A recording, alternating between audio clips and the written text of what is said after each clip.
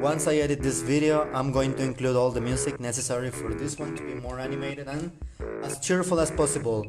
Hey, what's up, Brave New World? It's Joshua again here with a brand new video in which, excuse me, today I'm bringing you a brand new episode of this section of my channel called Astronomy Support.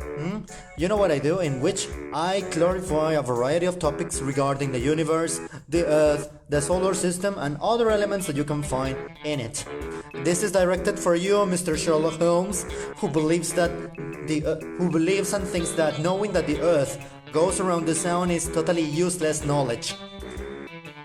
If you live in the 21st century, you would realize how wrong you are, because there are so many dim-witted tweets who refuse to accept facts that the Earth does indeed goes around the sun, but also that the Earth is not a relatively regular sphere, but a flat thing, like a tortilla, like a pancake, like some hotcakes. Damn it, I hate those people just as much as I hate anti-vaxxers, but that's a topic for another video. Anyway, so what are we doing right now? Today, this topic was decided by a particular person who wrote a comment in the last episode of Astronomy Support with Dr. Isaac Asimov. In the last episode of the question 37, which was... Damn it, my mouth mask! I am not an anti-masker. I hate those people. And it is so sad that the US has to use incentives for idiots such as scholarships, guns, burgers, and money in order to incentivize and encourage and get people to use the mask. But that's another topic for another video. Well, actually, I just kind of covered it on the way while I was reading that, so whatever. Let's have a look. Pablo Bello, this is for you, my friend. Pablo Bello, you selected and you determined the next episode of Astronomy Support with Dr. Isaac Asimov. So, this particular episode is for you, my friend. Pablo Bello, if you're watching this is for you. In the episode of the question... in the episode of the question number 37,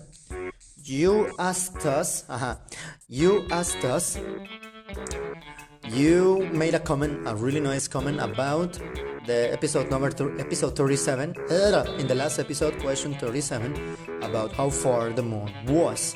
And I asked you to choose a number between 1 and 60. I asked you to choose a number between 1 and 60, and you chose... what number did you choose? What number did you choose? God damn it. Where the heck are you? No, I don't want to hide all the answers, god damn it. So yeah, one more time. My dear viewer, Pablo Bello juega y más says he selected the number 34. I wonder why Pablo would select the number 34. I'm pretty sure that it has nothing to do with the rule 34 of the internet. Yes, I am pretty sure it has nothing to do with the rule 34 of the internet, right? Right? Right? I wonder why Pablo selected the question number 34. Before we open the question number 34, let's have a look at the rules of the internet. Let's have a look at the rules of the internet. Know your meme, and it says, what's the name? Rules of the internet, know your meme. What's the rule 64? No, what is the rule 34? Oh my god. Oh my god, let's have a look at the rules of the internet at the list.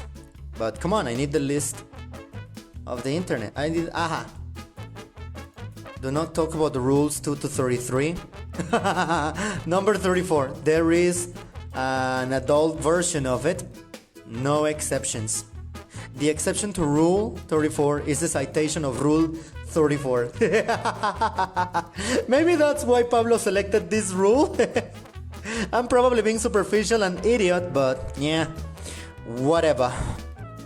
Parody of the rules. I need the goddamn list of the rules, god damn it. Where are they?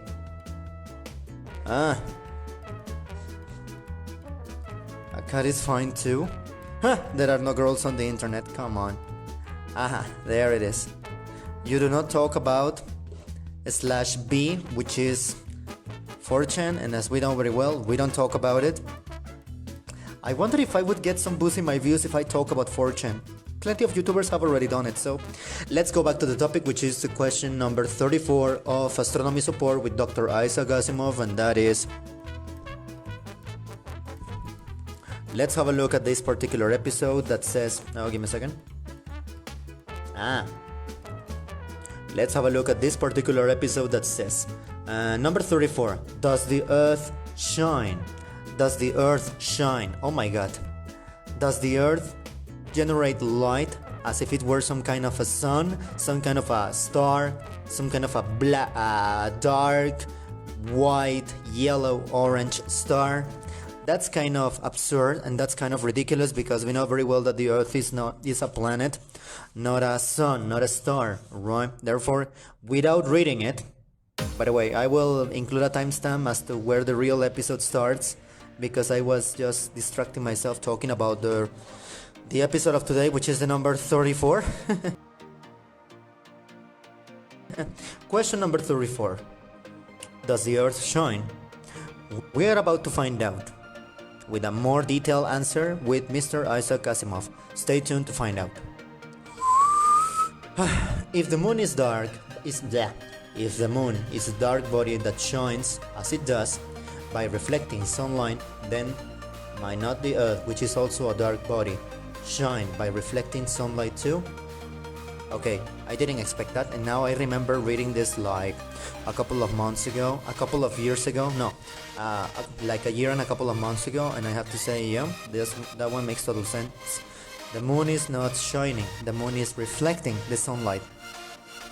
You might as well remember that next time you look at the moon and think that the moon has a light of its own. It doesn't. That's why new moon is a thing, just like there is full moon. It seems reasonable to suppose this, but people were reluctant to accept that thought, clinging to the notion that things on Earth were fundamentally different from the things in the sky. How could the Earth shine as though it were a heavenly object, when in reality it wasn't? However, you might want to consider... I'm so sorry. You might want to consider that the Earth might be a heavenly object from the perspective of a different person. Hello, Adich. So, let us continue.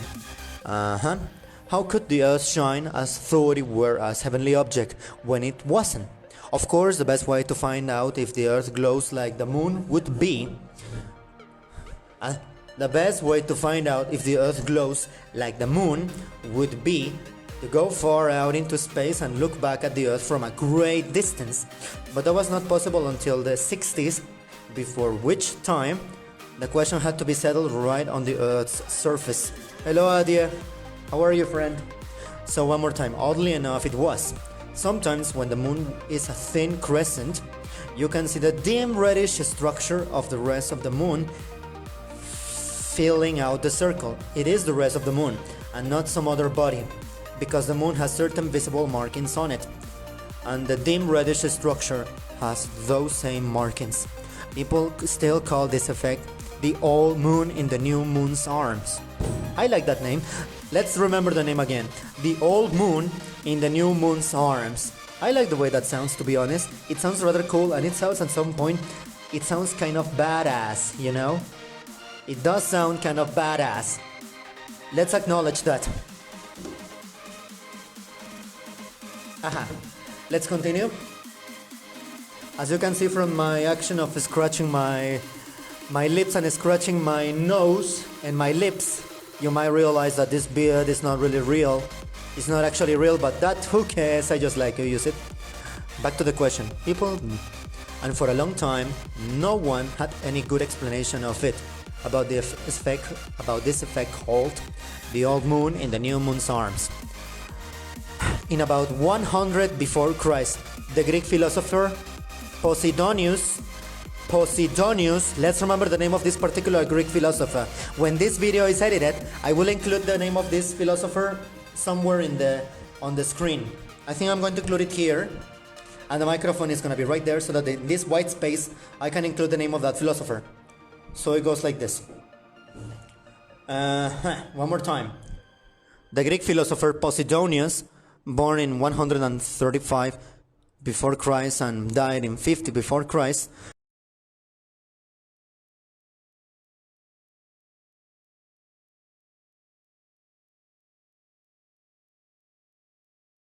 thought that the moon was partly transparent, so that a little sunlight leaked through it. Leak, the same way a drop of water, the same way that a drop of water, no wait, the same way that a drop of light. Is that what you're suggesting? Because it seems to me that's what he was saying. That's what he was saying. Please double check me and fact check me. That goddamn connection. Let us continue. But suppose the Earth did reflect sunlight the way the moon does. When the moon is a thin crescent stage, when the moon is in a thin crescent stage, it is almost exactly between us and the sun, so that we see only a little bit of its lighted surface along one edge. If you were on the moon at this time, however, you would see the sun shining over the moon's shoulder, so to speak, and lighting up the entire face of the Earth that happens to be pointed toward the moon. In short, when you see a new moon from Earth, you see a full Earth from the moon.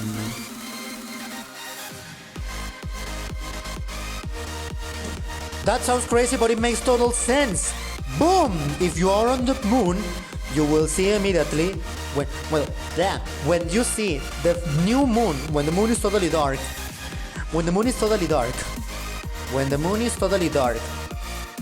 this is the moon and this is the Earth. When the moon is totally black, it's totally new moon, and you see it from the Earth. On the moon, you will see that the Earth is perfectly visible and it's shining like a perfect circle. Let's not forget that. It sounds crazy, but it makes perfect sense. It's a matter of perspective, you know? It's like you guys. For example, you, the person watching this video, it's going to see my full face.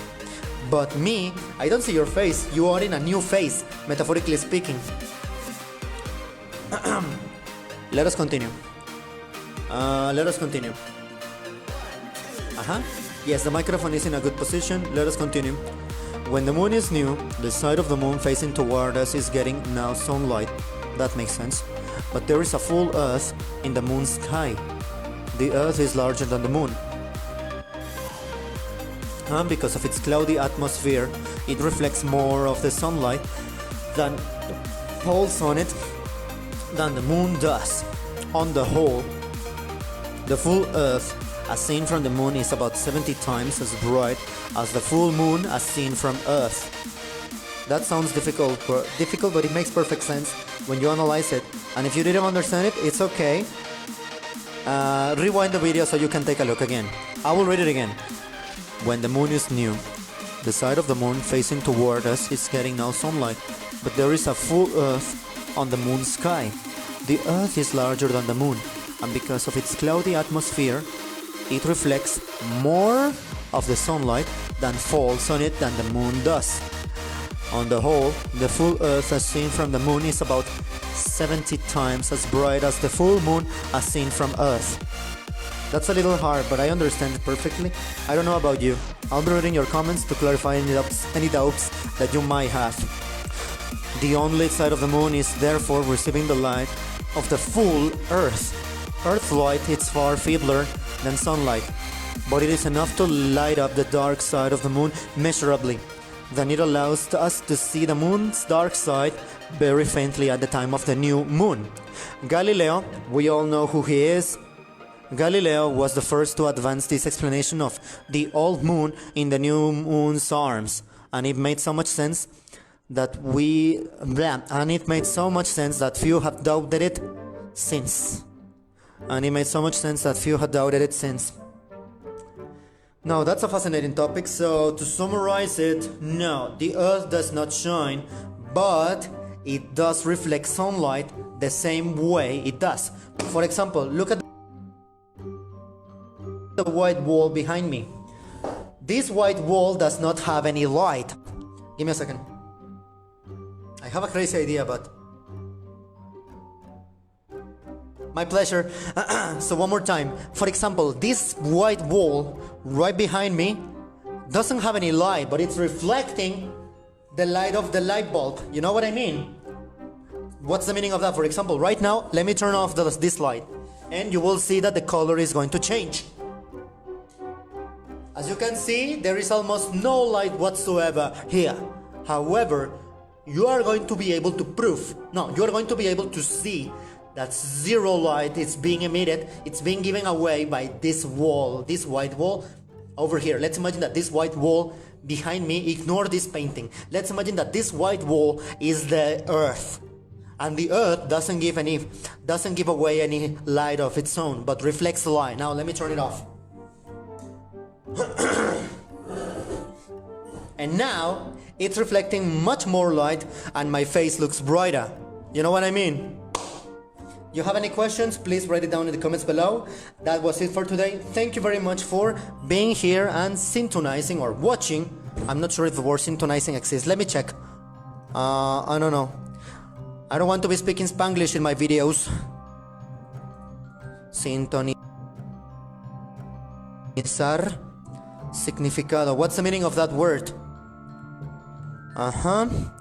In English, what's the meaning of that? Thank you so much for tuning in, and thank you so much for being in this episode of Astronomy Support with Dr. Isaac Asimov. Remember, I'm not Isaac Asimov, but just a regular fan who loves his content. Thank you so much. See you later. Farewell. Bye. And by the way, Pablo, this is for you. If you watch this video, remember that this video was made for you and by you.